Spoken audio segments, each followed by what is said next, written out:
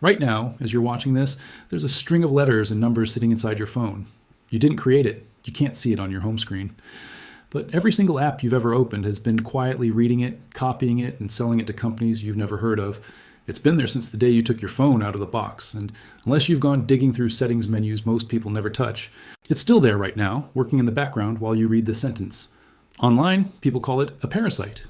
They say developers are hiding it on purpose. They say turning it off will fix your battery, stop your phone from listening to you, and make the spying disappear overnight. And I'm going to be straight with you before we go any further. That dramatic framing is mostly noise. There is no secret listening. Microphone app baked into your operating system. And switching off one setting will not magically double your battery life. If a video promises you that, it's exaggerating to keep you watching. But here's the part that's actually true, actually documented, and actually worth 3 minutes of your attention. That number is real. It's called your advertising identifier, and it is one of the most effective tracking tools ever built into a consumer device. It doesn't listen to your conversations. It doesn't need to. It does something quieter and, in some ways, more powerful. It watches what you do, links it together across every app you use, and hands that profile to total strangers who buy and sell it like a commodity. So let's strip away the clickbait and walk through exactly what this thing is, where it came from, what it can and can't do, and exactly how to turn it off on your phone right now, step by step, using real settings that actually exist. Back in the early days of smartphones, trackers didn't need anything clever. Every iPhone had something called a UDID, a unique device identifier, and every Android device had something similar. These were permanent. They never changed. Any app could read them, attach your activity to them, and build a profile that followed you forever because the number itself never expired. In 2010, a major investigation exposed just how deep this tracking had gone, with hundreds of apps quietly funneling these permanent identifiers to advertising networks without users having any real idea it was happening. Lawmakers took notice, Apple took notice, and by 2011 the pressure was enough that Apple started locking down access to that permanent ID. The problem was the advertising industry had already built itself around having a reliable, unique identifier to hang data on.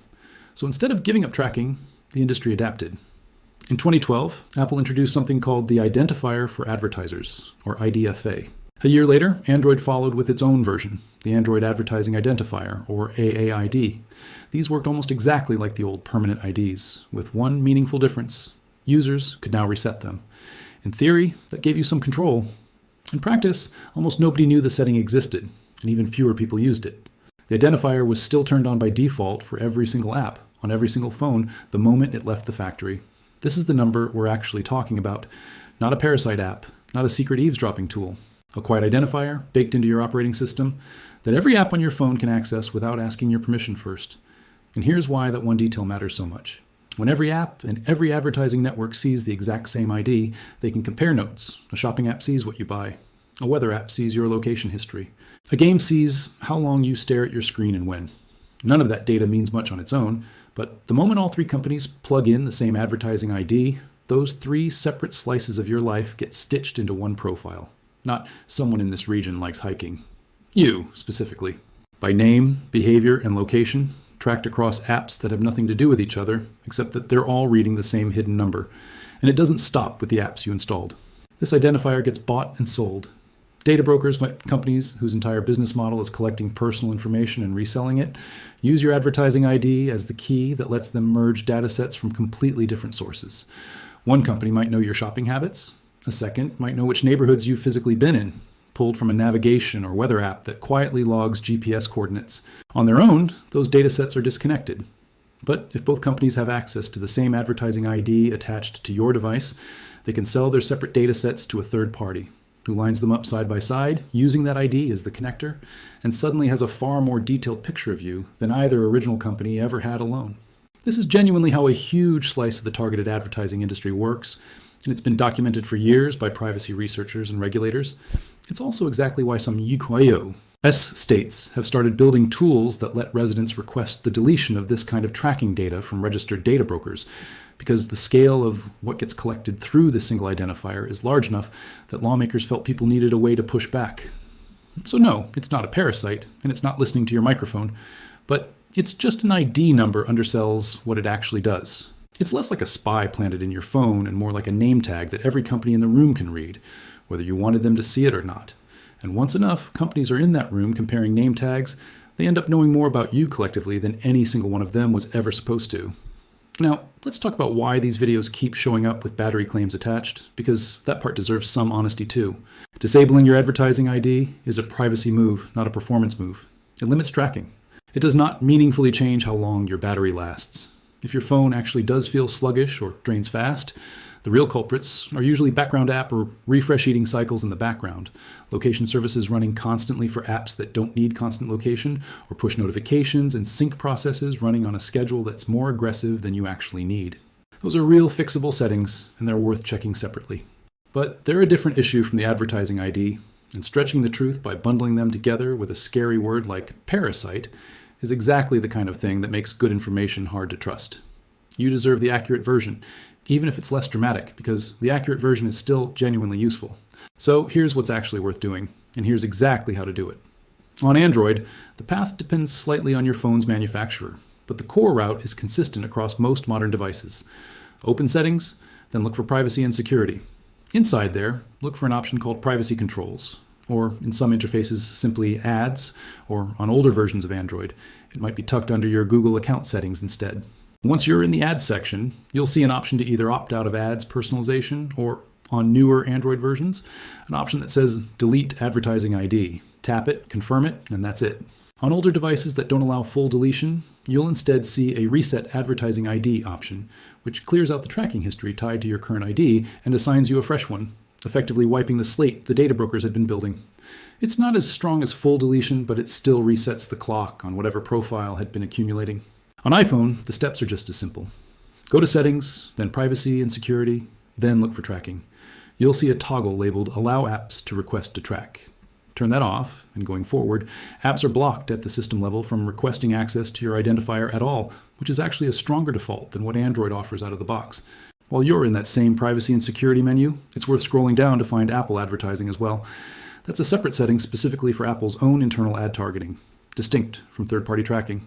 And inside it, you'll find a toggle for personalized ads.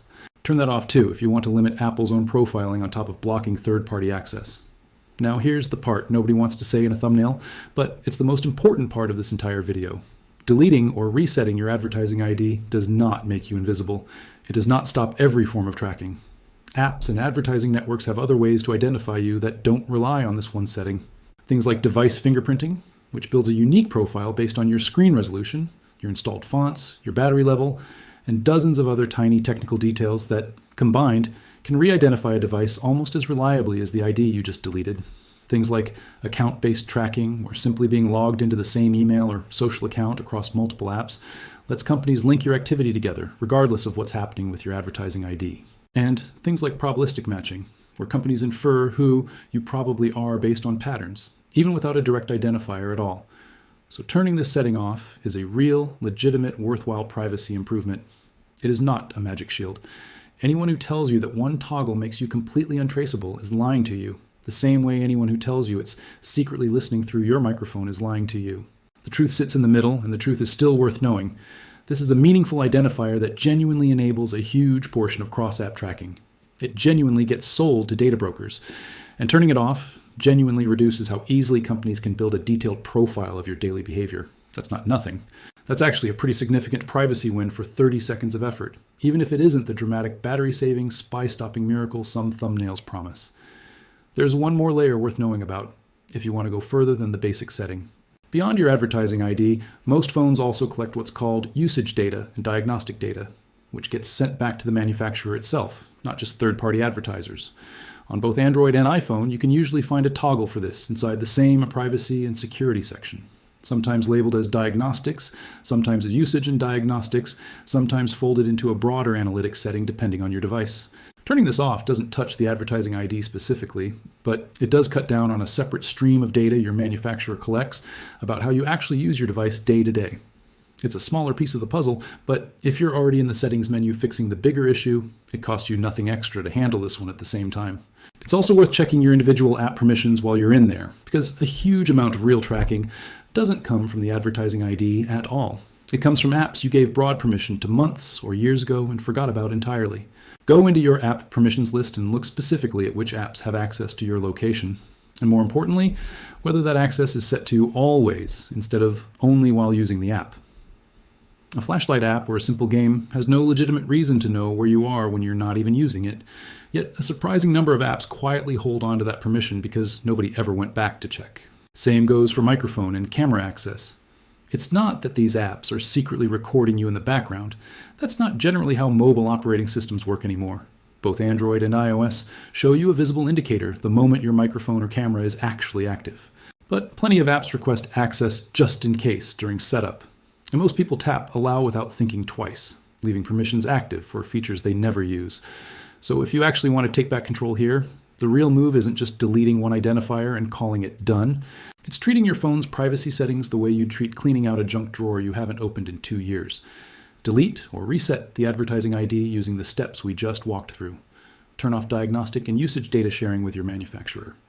Go through your app permissions one at a time and revoke location, microphone, and camera access from anything that doesn't actually need it for the features you use. None of this is complicated. None of it requires a hidden setting that developers are desperately trying to bury. It's documented, it's public. Privacy organizations have been publishing guides on exactly this for years, and it takes maybe 5 minutes total once you know where to look. What makes this whole topic frustrating isn't that the underlying issue is fake. It's real. It's been real for over a decade, and it genuinely affects every single phone in the world running modern Android or iOS.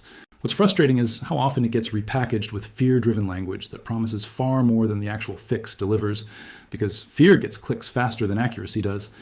You don't need a Parasite to be scared of. You just need 5 accurate minutes and the actual settings menu open in front of you, which is exactly what we just walked through together. Let's go a little deeper on the data broker side of this, because that's the part most people genuinely don't picture clearly. When people hear data broker, they often imagine some shadowy figure trading secrets in a back alley. The reality is far more boring and, honestly, more unsettling because of how boring it is. Data brokers are registered businesses. Some of them operate completely in the open, with names you'd recognize if you ever read the fine print on a privacy policy. Their entire revenue model is built around collecting behavioral data points from hundreds of different apps and websites, organizing them into searchable profiles, and selling access to that organized profile to anyone willing to pay. Advertisers buy access to target you more precisely. Insurance-adjacent companies have bought access to estimate risk. Political campaigns have bought access to model who's persuadable. None of this requires hacking anything. It's all built on identifiers like the advertising ID that apps hand over willingly because the apps themselves often get paid for that data too. Your data isn't being stolen in the dramatic sense. It's being sold legally by the very apps you trusted enough to install. This is also why some US states have started building formal opt-out systems specifically for this industry. California, for example, now runs a centralized tool that lets residents submit a single request to have their information deleted across dozens of registered data brokers at once, instead of contacting each company individually, which used to be the only option and was so tedious that almost nobody actually did it. If you live somewhere with a tool like this, pairing it with your advertising ID deletion gives you a much more complete picture of control. One step turns off future collection through your device's identifier, and the other clears out a chunk of what's already been collected and stored about you up to this point. Not every region has this kind of tool yet, but more are rolling out as awareness of data brokering has grown, so it's worth checking what's available, specifically where you live. There's also a generational shift happening quietly behind all of this that's worth knowing about, because it changes how much this single setting will matter going forward. Apple's move to require apps to explicitly ask permission before accessing your tracking identifier instead of granting it automatically caused a measurable shift in the advertising industry almost overnight. A large share of users, once actually asked the question directly instead of having it buried in a settings menu, said no. Advertising companies that had built entire products around assuming access to that identifier had to scramble, and many shifted toward modeling and estimation techniques instead, essentially making educated guesses about groups of similar users rather than tracking individuals directly. Google has signaled it's heading in a similar direction with what it calls its privacy sandbox framework, aiming to support targeted advertising through broader behavioral categories instead of a single identifier tied to your exact device. That transition has been slow, and Google has been clear that it isn't planning to phase out the advertising ID immediately, but the direction of travel across the industry is unmistakable. Identifier-based tracking is slowly becoming less central, even as it remains very active right now today on the device in your hand. That's part of why deleting it now still matters, rather than just waiting for the industry to eventually phase it out on its own. Every day that identifier stays active is another day of behavioral data getting attached to your profile somewhere, on a server you'll never see and never get a notification about. The companies collecting it aren't going to email you a summary. There's no dashboard showing you what's been compiled. The only signal you'll ever get is the eerily specific ad that shows up right after you searched for something once, in passing, on a completely unrelated app. That's not a coincidence, and it's not your phone listening to you through the microphone, despite what plenty of viral posts claim. It's the advertising ID doing exactly what it was built to do, linking that one search to your broader profile and triggering a relevant ad somewhere else within hours. One last thing worth mentioning, because it ties everything together. None of these settings are permanent guarantees. Operating system updates sometimes reset preferences. New apps you install may prompt you again to allow tracking access. And manufacturers occasionally rename or relocate these settings during major software updates. It's worth treating this less like a one-time fix and more like a habit, the same way you might periodically check your bank statement for charges you don't recognize. Once every few months, open settings check privacy and security, confirm your advertising ID is still deleted or your tracking toggle is still off, and glance through your app permissions for anything new that's quietly requested access to your location, microphone, or camera since the last time you checked. It takes less time than this video did to watch, and it keeps you from drifting back into the exact situation we started with today. If this helped you understand what's actually happening on your phone instead of just another scary headline, that's the entire point of this video. Go open your settings right now while it's fresh in your mind. Take the 30 seconds to turn off ad personalization or delete your advertising ID, and you'll have done something that genuinely reduces how much of your life gets quietly packaged up and sold to strangers, without falling for a single exaggerated claim along the way.